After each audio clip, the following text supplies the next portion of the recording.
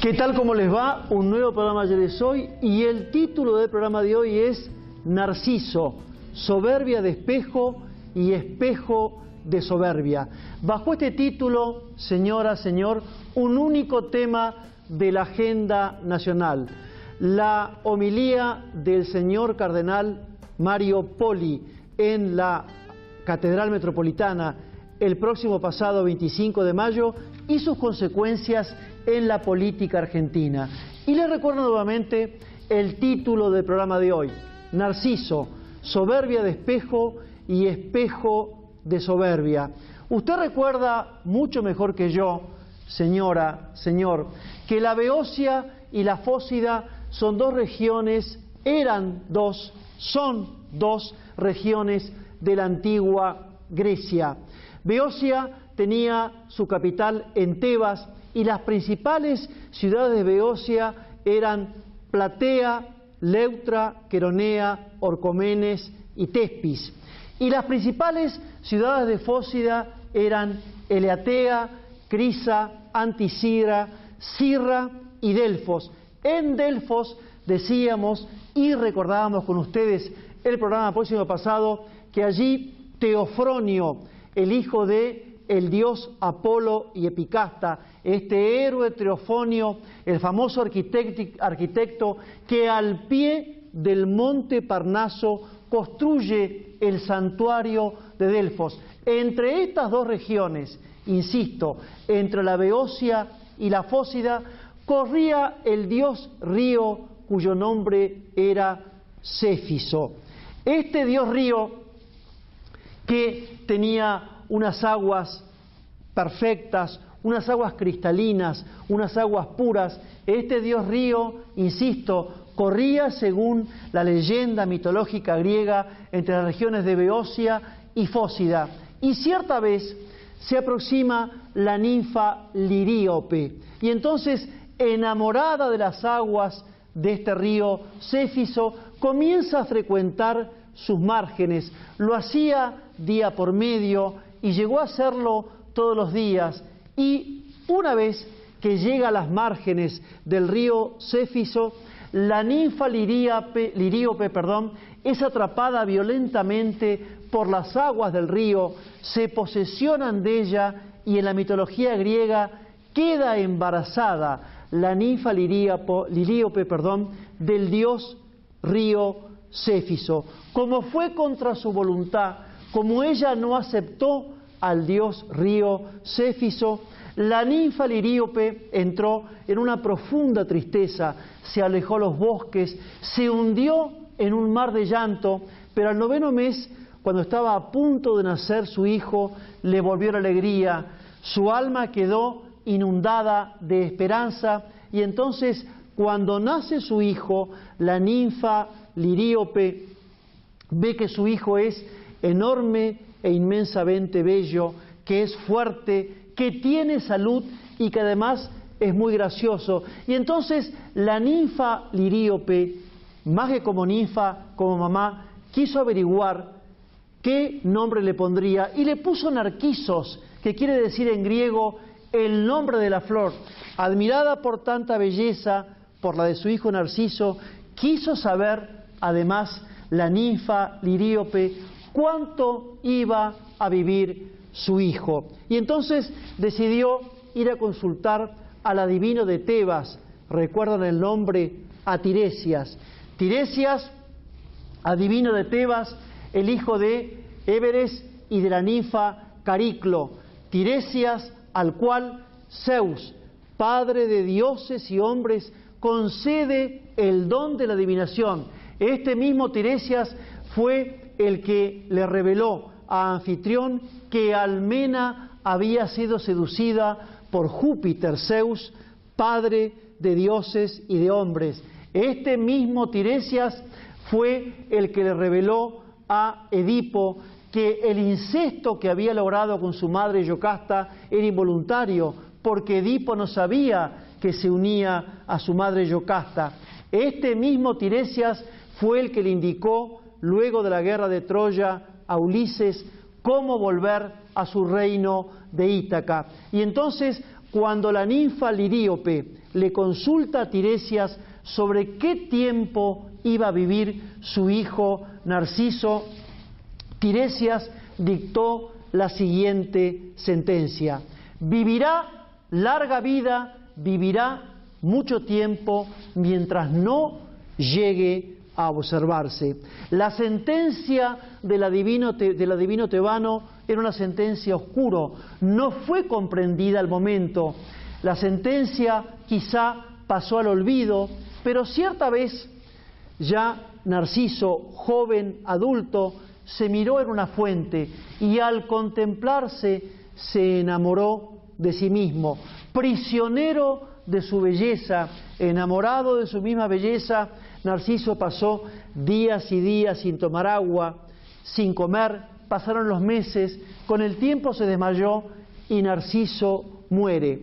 La psicología, señor, y la psiquiatría ha tratado durante siglos el tema de la leyenda o el mito de Narciso, pero antiguamente, o en la parte clásica, Ovidio, año 43 antes de Cristo, 17 después de Cristo, Ovidio, el eximio poeta latino nacido en Sumona, insisto, 43 antes de Cristo y muerto en el 17 después de Cristo, allá en Toremes, en la Mesia, cerca del Ponto Euxino, hoy Mar Negro.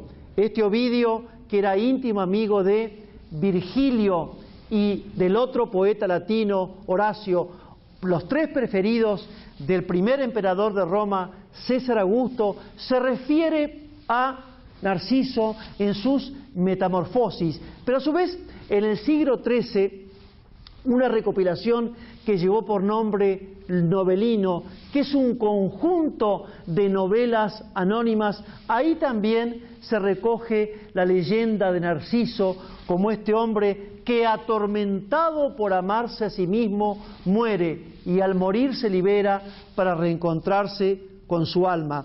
También el poeta André Gide, año 1869, años 1951, en su tratado sobre Narciso, allá André Gide trata a un Narciso que, atormentado, triste por no poder poseerse a sí mismo como verdadera imagen del arte, también se desespera y muere. Y el poeta Paul Valéry, o Paul Valéry, según el acento, año 1871, año 1945, en sus libros Fragmentos de Narciso y Narciso habla, dice o expresa en estas dos obras que en realidad el mito de Narciso es el esfuerzo más puro del espíritu del hombre por tratar de encontrarse, por tratar de comprenderse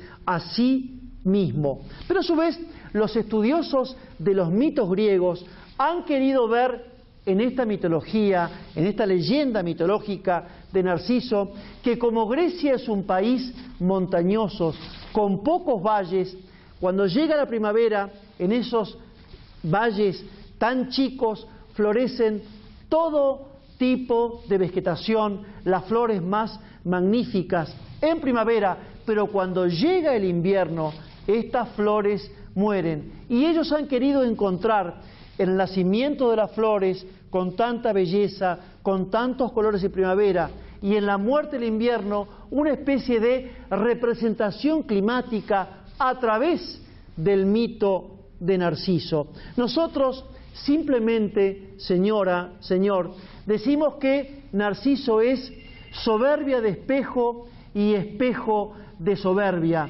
porque si la soberbia es aquel defecto del alma del hombre que hace que el hombre se crea aquello que absoluta y realmente no es, y el espejo es el instrumento que devuelve la imagen de las cosas reflejadas en él, nosotros decimos que Narciso es soberbia de espejo y espejo de soberbia. ¿Por qué soberbia de espejo? Porque si el espejo devuelve solamente nuestra imagen, si el espejo no refleja nada más que nuestra imagen y no otras imágenes, si es imposible comparar nuestra imagen con otras que también puede llegar a reflejar el espejo, entonces el espejo hace nacer en nosotros esa enfermedad del alma, ese defecto del alma que se llama soberbia. ¿Y por qué espejo de soberbia? Cuando el hombre se admira a sí mismo, cuando el hombre se contempla a sí mismo, cuando le es imposible al hombre compararse con otros, entonces es un espejo de soberbia, víctima de su propia belleza, amándose a sí mismo y al igual que Narciso muere. Y seguramente usted en su casa, señora, señor, estará pensando, ¿qué tiene que ver el título del programa de hoy? Narciso, soberbia de espejo y espejo de soberbia con la actualidad política argentina. Y la respuesta es tan sencilla como evidente y tan evidente como sencilla. Decíamos al principio de esta columna introductoria que el río Céfiso, que corría entre las antiguas regiones de la Grecia clásica de Beocia y Fócida, este río Céfiso que posee violentamente a la ninfa Liríope, esta ninfa que da como hijo a Narciso, Narquisos, que en griego quiere decir el nombre de la flor.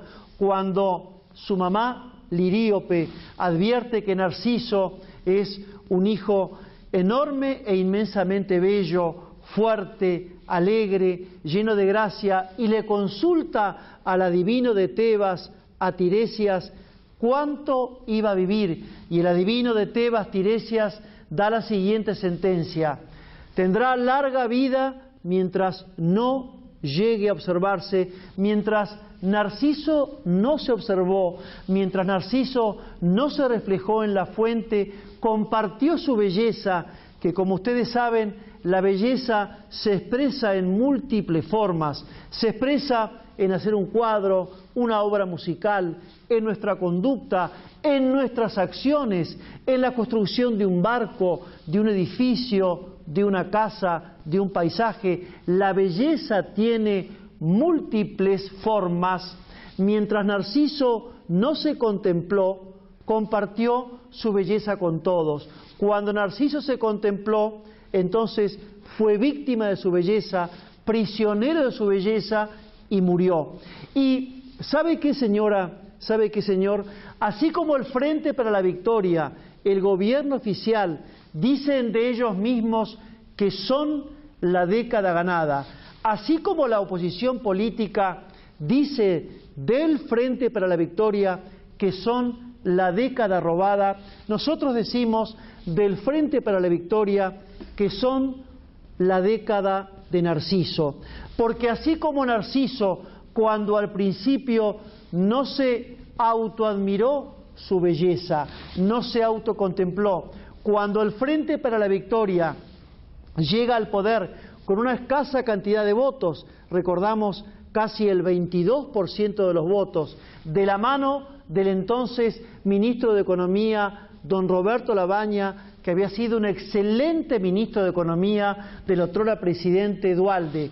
Roberto Labaña interpretó ya allá por el año 2002 que los commodities primarios de maíz, trigo, leche, carne y soja, que valían y siguen valiendo precios en dólares estrella, eso permitió que durante los años 2003 y 2005 el entonces presidente Kirchner, insisto, de la mano del ministro de Economía Roberto Labaña y con un agudo sentido político, lo reconocemos, el entonces presidente Kirchner le pagó al Fondo Monetario, renegoció con mucha inteligencia la deuda externa, le aumentó el sueldo sustancialmente a obreros, a empleados, aumentó las jubilaciones, aumentó las pensiones, se movilizó la industria, se movilizó el comercio, y cuando llegó a esa especie de ápice de su gobierno, con casi el 78% de intención de votos, cuando el entonces presidente Kirchner miró su belleza, miró la belleza de su hacer político, cometió el error de Narciso, porque a la belleza del hacer de los años 2003 al 2005 se autocreyó, se autoadmiró, y entonces de la belleza del hacer pasó a la belleza del creerse, y entonces el Frente para la Victoria desde el año 2005 hasta la fecha se creyó, se cree eterno en el poder, se creyó, se cree solo en el poder, por lo tanto ni contaba ni cuenta la oposición política, el campo, la iglesia y la prensa independiente. Y entonces, al igual que Narciso, cuando empezó a autoadmirarse, cuando empezó a autorreflejarse y pasó de la belleza del hacer a la belleza del creerse, ha cometido el error de la soberbia de espejo y del espejo de soberbia. Sería bueno, señora presidenta, doña Cristina Fernández, que tomaran conciencia, empezando por usted, señora presidenta, que tenemos la segunda inflación más alta del mundo, que tenemos una impunidad y una inseguridad de chorros y de delincuentes digna, entre comillas, de una república africana o de una república bananera, no de un país civilizado. No tenemos capitales extranjeros de inversión y que la industria argentina, por 9º mes consecutivo, sigue en un estado de cuasi recesión.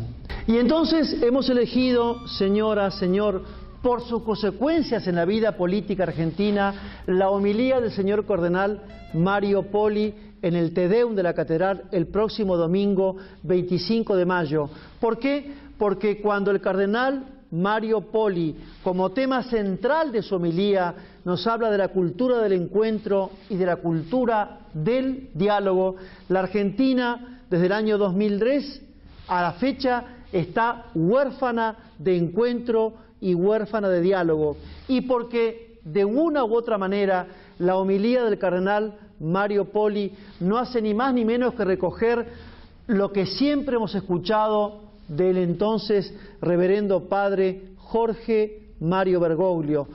Aquellos que estuvimos con él más de 20 años de nuestra vida, formados filosóficamente por el padre Bergoglio, hoy Papa Francisco, siempre lo hemos escuchado hablar de ecumenismo, del encuentro, del diálogo, porque en última instancia, señora, señor, el entonces padre Bergoglio, el hoy Papa Francisco, que ha llamado a la paz en Rusia, que ha llamado a la paz en Siria, que ha llamado al encuentro y ha invitado en su homilía tanto a israelíes como a palestinos, a Shimon Peres por los judíos y a Abu Abbas por los palestinos, para el encuentro en el Vaticano. El encuentro es, ninguna duda, el primer paso que nos lleva al diálogo, y el diálogo es el primer paso que nos lleva a la paz. No olvidemos que Cristo en el Sermón de la Montaña es, sin duda alguna, el primer ecumenista, cuando dice entre sus bienaventuranzas, bienaventurados los hombres de buena voluntad. No dice bienaventurados los judíos, no dice bienaventurados los cristianos, dice bienaventurados los hombres de buena voluntad. Y es que, sin ninguna duda, la buena voluntad es el primer paso del encuentro. El encuentro es el primer paso del diálogo y el diálogo es el primer paso de la paz. Francamente, señora presidenta, doña Cristina Fernández, cuando ya entrada la noche la escuchamos recoger en su discurso del 25 de mayo las palabras de la homilía, cuando usted se refería a que Cristo, al lavar los pies a sus discípulos, quebraba todo tipo de tradición, y ustedes se comparaban el matrimonio Kirchner, el Frente para la Victoria, hacían una especie de comparación, a mi juicio, poco feliz, entre la actitud de Cristo y la actitud de los Kirchner cuando quebraban toda regla, cuando usted se refería a que Cristo le lavó los pies a sus discípulos, yo voy a recoger lo manifestado por usted, señora presidenta. Haga lo mismo con los pies y con las almas de todos los argentinos. Lávelas. ¿De qué manera? Bueno, que de pronto chorros, delincuentes y asesinos realmente se les aplique todo el peso de la ley. Que individuos del poder político, de su poder político, tales como Lázaro Báez, Cristóbal López, el señor vicepresidente Don Amado Vudú y Sergio Schocklender, entre otros, vayan a la justicia y ajusten sus cuentas y sus deudas, entre comillas. Consulte, señora presidenta, doña Cristina Fernández, a alguien que sepa para combatir la inflación, devuelva credibilidad y confianza y seguramente van a volver los capitales extranjeros a invertir en la República Argentina. Y entonces, como a esta altura del programa y a esta altura social y política de la República Argentina, señora, señor, se ha perdido las palabras de respeto y el respeto a la palabra, como es frecuente en este programa, con ustedes compartimos las 5 palabras mágicas. Buen día, por favor, perdón, permiso y muchas gracias. Y que no hable más el doctor Bertrand Sauidet, que habla de filosofía clásica, clásica por lo clara, clásica por lo sencilla y clásica por lo actual, porque lo actual como lo clásico nunca pasa de moda. Nos va a hablar hoy Don Quijote de la Mancha en la pluma inmortal de Cervantes. ¿Cuándo Quijote es Cervantes y cuándo Cervantes es Quijote? En la primera parte, capítulo 18, así le habla Don Quijote de la Mancha a su leal escudero Sancho Panza. Repara y sábelo bien, Sancho amigo, que ningún hombre es más que otro si no hace más que otro. Señora presidenta, hoy en la República Argentina, Nueva Zelanda le exporta leche a Chile, dejó de exportarle Argentina a Chile leche, ahora Nueva Zelanda le exporta leche a Chile. Brasil ha exportado 12 veces más carne que la República Argentina.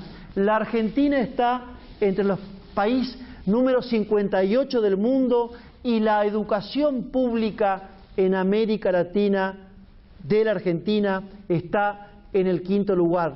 Creemos que por estas razones y entre otras más que es bueno reconsiderar el Frente para la Victoria. Su gobierno, señora presidenta, ha creído, igual que Narciso, en la autobelleza, en el autoadmirarse, en la soberbia de espejo y en un espejo de soberbia. Hasta la próxima y muchas, pero muchísimas gracias.